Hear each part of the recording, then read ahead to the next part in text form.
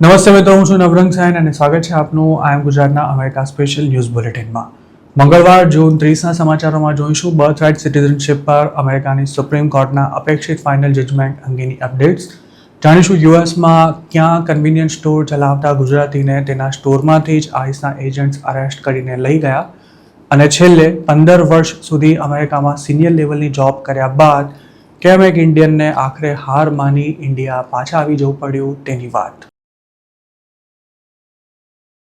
અમેરિકાની ધરતી પર જન્મતા દરેક બાળકોને બર્થ રાઇટ સિટીઝનશિપ મળશે કે નહીં તે અંગે હવે ફેસલાની ઘડી આવી પહોંચી છે.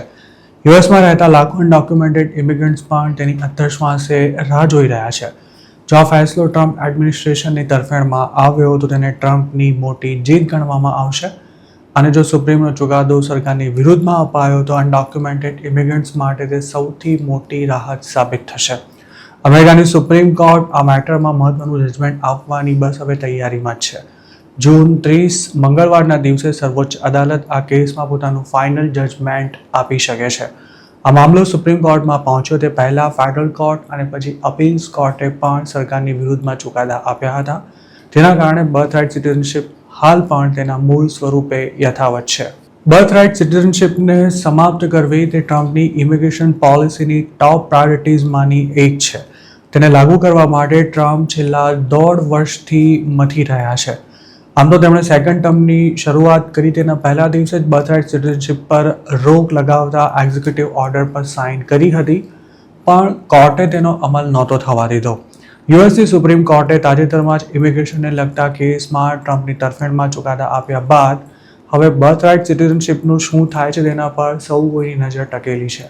ટ્રમ્પે જે એક્ઝિક્યુટિવ ઓર્ડર સાઇન કર્યો હતો તે અનુસાર અમેરિકામાં જન્મેલા કોઈપણ બાળકના માતા અથવા પિતા બેમાંથી કમસે કમ એક જો પરમેનન્ટ રેસિડેન્સી કે સિટીઝનશિપ ધરાવતા હોય તો જ તેમના બાળકને યુએસ સિટીઝનશિપ મળી શકશે.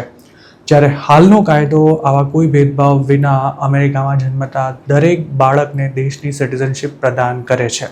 2025માં જ આ મામલો ફેડરલ કોર્ટ અને પછી અપીલ્સ કોર્ટમાં ગયો હતો, જ્યારે સુપ્રીમ કોર્ટ સમક્ષ તે 2026માં આવ્યો હતો, અને જૂન 30 સુપ્રીમ કોર્ટની હાલની ટર્મનો છેલ્લો દિવસ છે. તેવામાં મંગળવારે બર્થ રાઇટ સિટીઝનશિપનો પણ ફેસલો થઈ જાય તેવી પૂરેપૂરી શક્યતા છે. ફરિયાદ પક્ષની એવી દલીલ છે કે બંધારણના 14મા સુધારા અનુસાર બર્થ રાઇટ સિટીઝનશિપ મળે છે અને દેશના પ્રેસિડેન્ટ માત્ર એક એક્ઝિક્યુટિવ ઓર્ડર સાઇન કરી તેના પર રોક ના લગાવી શકે. અમેરિકામાં દર વર્ષે 36 લાખ જેટલા બાળકો જન્મે છે, જેમાં 2.5 લાખ જેટલા બાળકોના પેરેન્ટ્સ અનડોક્યુમેન્ટેડ કે પછી પરમેનન્ટ સ્ટેટસ પર ન રહેતા હોવાનો અંદાજ છે. જો બર્થ રાઇટ સિટીઝનશિપ પર રોક લાગી તો આવા લાખો બાળકોની સાથે બીજા લાખો પેરેન્ટ્સ માટે પણ પોતાના સંતાનને યુએસ સિટીઝનશિપ અપાવવા પોતાનું સ્ટેટસ પ્રૂવ કરવું પડશે. ટ્રમ્પ સરકારની એવી દલીલ છે કે બર્થ રાઇટ સિટીઝનશિપમાં પણ કેટલાક અપવાદો રહેલા છે. તેવામાં અનડોક્યુમેન્ટેડ કે પછી પરમેનન્ટ સ્ટેટસ ના ધરાવતા ઇમિગ્રન્ટ્સના બાળકોને આ પ્રિવિલેજ ના મળવો જોઈએ. એપ્રિલ 1ના રોજ સુપ્રીમ કોર્ટમાં આ કેસની પહેલી હિયરિંગ થઈ ત્યારે ખુદ ડોનાલ્ડ ટ્રમ્પ કોર્ટમાં હાજર રહ્યા હતા, પણ ફરિયાદ પક્ષના વકીલે દલીલો શરૂ કરી તે પહેલાં જ તે રવાના થઈ ગયા હતા. બચાવ પક્ષ એટલે કે સરકારની એવી પણ દલીલ છે કે બર્થ રાઇટ સિટીઝનશિપને કારણે બર્થ ટુરિઝમ જેવી પ્રવૃત્તિને પ્રોત્સાહન મળે છે, જેના દ્વારા હજારો ફોરેનર્સ અમેરિકા આવીને પોતાના બાળકને જન્મ આપી તેના માટે યુએસ સિટીઝનશિપ સિક્યોર કરી લે છે અને ભવિષ્યમાં બાળકના આધારે પોતે પણ અમેરિકા પહોંચી જાય છે. ટ્રમ્પે પણ ગયા વર્ષે ટ્રુથ સોશિયલ પર એવું લખ્યું હતું કે બર્થ રાઇટ સિટીઝનશિપનો મતલબ એવો નથી કે કોઈ પણ ફોરેનર વેકેશનમાં અમેરિકા આવી યુએસમાં જન્મેલા પોતાના બાળકને સિટીઝનશિપ અપાવી દે અને પછી પોતે પણ ગ્રીન કાર્ડ મેળવી લે.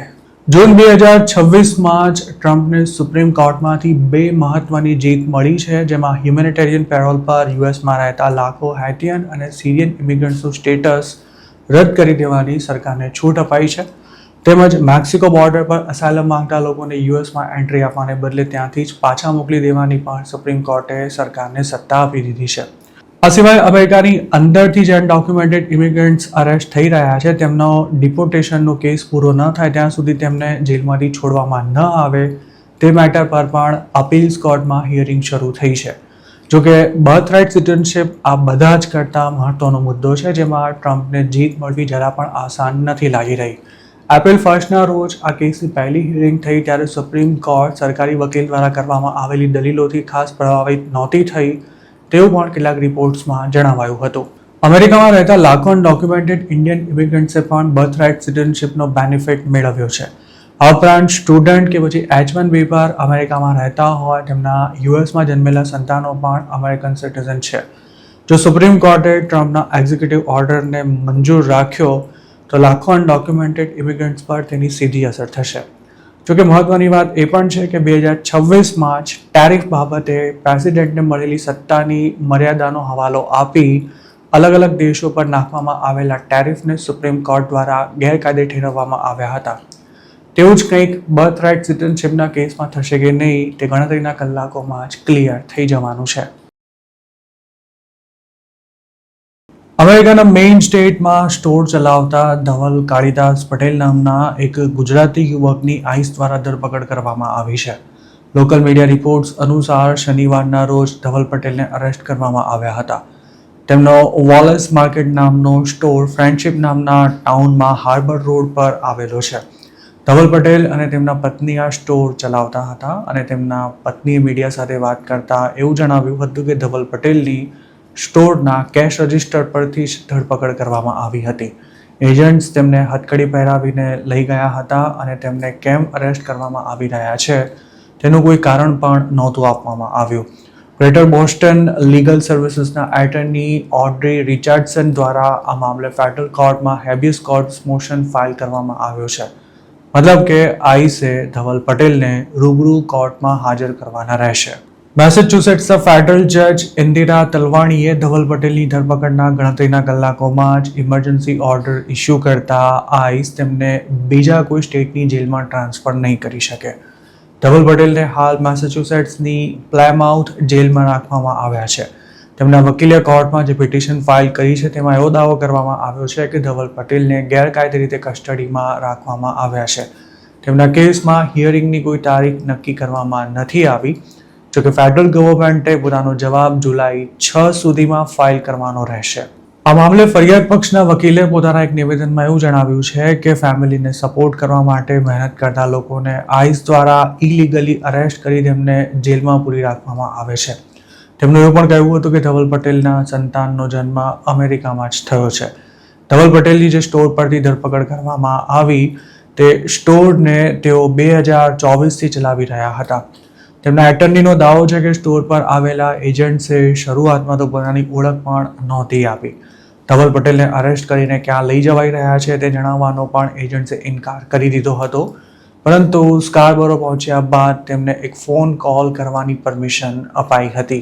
ધવલ પટેલ જે કાઉન્ટીમાં રહેતા હતા તે નોક્સ કાઉન્ટીના શેરિફ પેટ્રિક પોલ્કીએ આ કાર્યવાહી અંગે જણાવ્યું હતું કે ફેડરલ એજન્સીએ કોઈ પણ કાર્યવાહી અંગે લોકલ પોલીસને જાણ કરવી ફરજિયાત નથી હોતું. પણ ધવલ પટેલના કેસમાં આઈસે પોલીસને અગાઉથી જ તેમની ધરપકડ કરવાની છે તે અંગે જાણ કરી હતી. ધવલ પટેલની અરેસ્ટ અંગે આઈસ દ્વારા સોમવારે સાંજે આપવામાં આવેલા એક સ્ટેટમેન્ટમાં એવું જણાવાયું હતું કે તેમણે નવેમ્બર 1, 2010ના રોજ અમેરિકામાં ઇલીગલ એન્ટ્રી કરી હતી.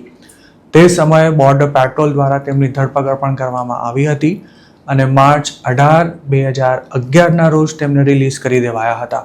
જોકે ડિટેન્શન સેન્ટરમાંથી છૂટ્યા બાદ ધવલ પટેલે કોર્ટમાં તેમજ આઈસમાં હાજરી આપવાનું બંધ કરી દીધું હતું, જેના કારણે ઓગસ્ટ 8, 2011માં જ તેમની ગેરહાજરીમાં ઇમિગ્રેશન કોર્ટે તેમના નામનો રિમૂવલ ઓર્ડર ઇસ્યુ કરી દીધો હતો.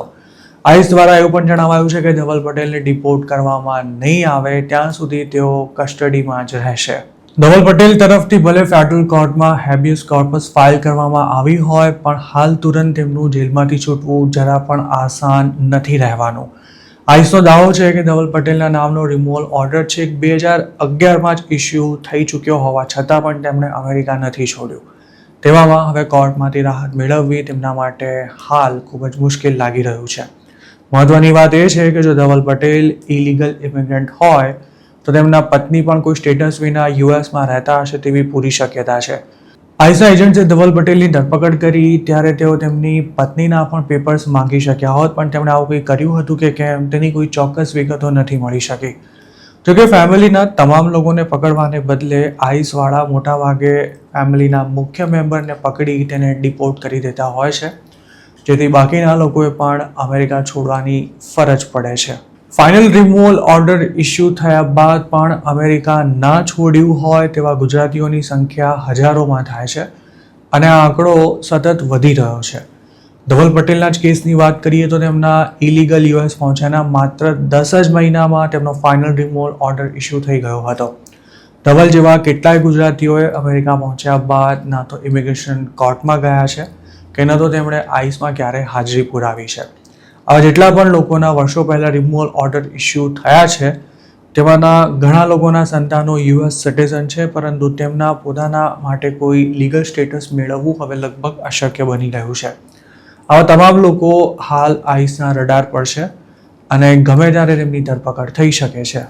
જેટલા ઇન્ડિયન્સ અમેરિકામાં કોઈ સ્ટેટસ વિના રહે છે તેમની સરખામણીએ ડિપોર્ટ થનારા લોકોનો આંકડો ઘણો જ મર્યાદિત છે, જેના કારણે લોકો એવા વહેમમાં રહેતા હોય છે કે અમેરિકા ગયેલું કોઈ ક્યારેય પાછું આવતું જ નથી. જોકે 2024 બાદ અમેરિકા ઘણું જ બદલાઈ રહ્યું છે. હવે એવું નથી કે જે લોકો કોઈ સ્ટેટસ વિના રહે છે તેમને માત્ર આઈસ જ અરેસ્ટ કરી શકે છે. હવે લોકલ પોલીસ દ્વારા અરેસ્ટ થતા ઇલીગલ ઇમિગ્રન્ટ્સને પણ આઈસને સોંપી દેવામાં આવે છે, જેથી ડિપોર્ટેશનનો આંકડો સતત વધી રહ્યો છે. હજુ 10 દિવસ પહેલાં જ ઓહાયોમાં ડ્રગ્સ કેસમાં ગુજરાતી પિતા પુત્રની ધરપકડ કરાયાના 3જા દિવસે જ તેમની કસ્ટડી આઈસને સોંપી દેવામાં આવી હતી અને હાલ આ બંનેને ડિપોર્ટ કરવાની કાર્યવાહી ચાલી રહી છે.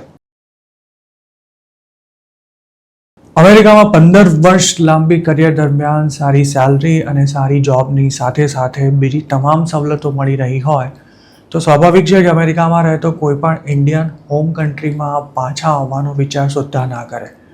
જોકે હવે અમેરિકા એટલું ઝડપથી ચેન્જ થઈ રહ્યું છે કે જે લોકો આખી જિંદગી યુએસમાં જ વિતાવવાની ગણતરી માંડીને બેઠા હતા તેમને હવે અને ઇન્ડિયા પાછા આવવું પડી રહ્યું છે. ખાસ તો જે લોકો H1B પર અમેરિકામાં વર્ષોથી રહે છે તેમની હાલત એટલી બધી ખરાબ થઈ ગઈ છે કે જાણે યુએસમાં તેમના માટે કોઈ જગ્યા જ નથી રહી. આવા જ એક કેસમાં અમેરિકામાં 15 વર્ષ સુધી કામ કર્યા બાદ આખરે જોબ છૂટી જતા એક ઇન્ડિયન હવે હથિયાર હેઠા મૂકી ઇન્ડિયા પાછો આવી રહ્યો છે.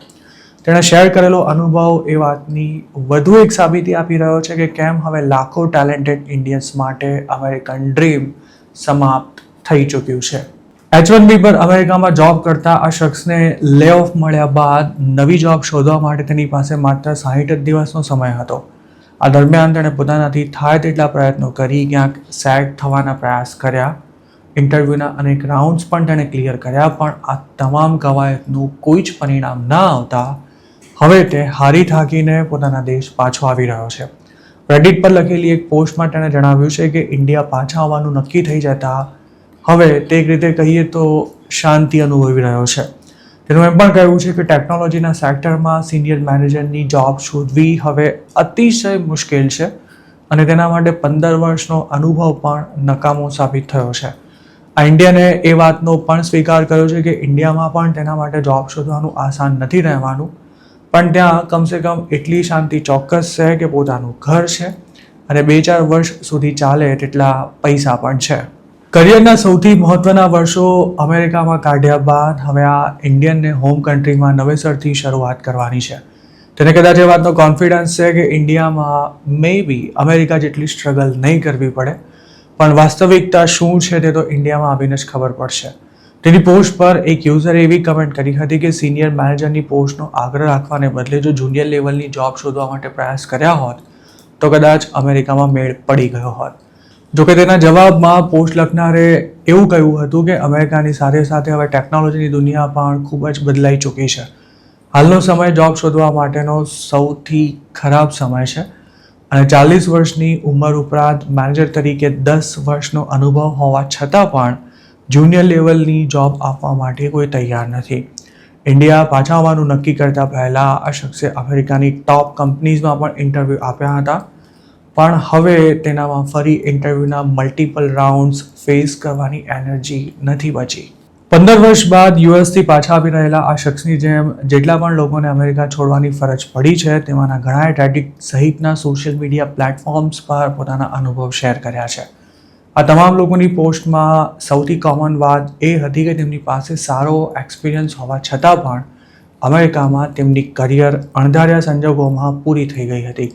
2018થી 2023 સુધી અમેરિકામાં ટેકનોલોજી સેક્ટર્સમાં જોબની ભરમાર હતી અને ઇન્ડિયાથી દર વર્ષે હજારો સ્ટુડન્ટ્સ તેમજ H1B હોલ્ડર્સ અમેરિકા જતા હતા.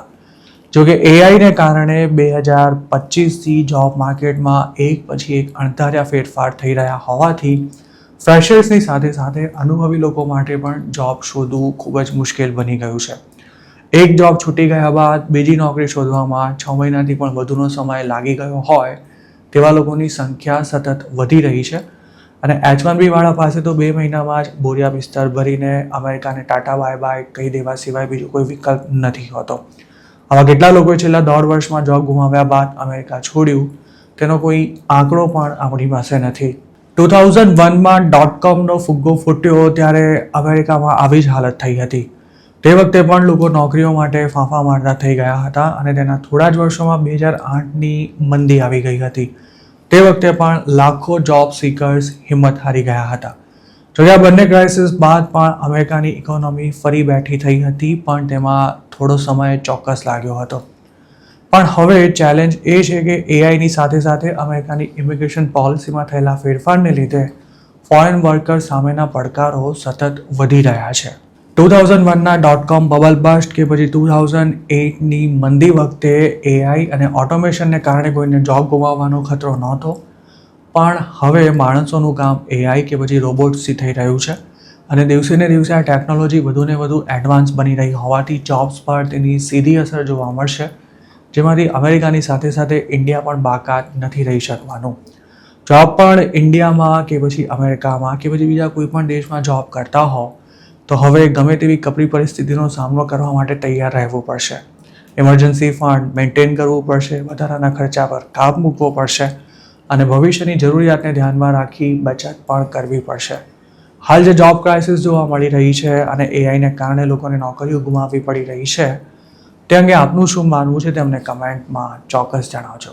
તો મિત્રો, આ હતા અમેરિકાના આજના મુખ્ય સમાચાર.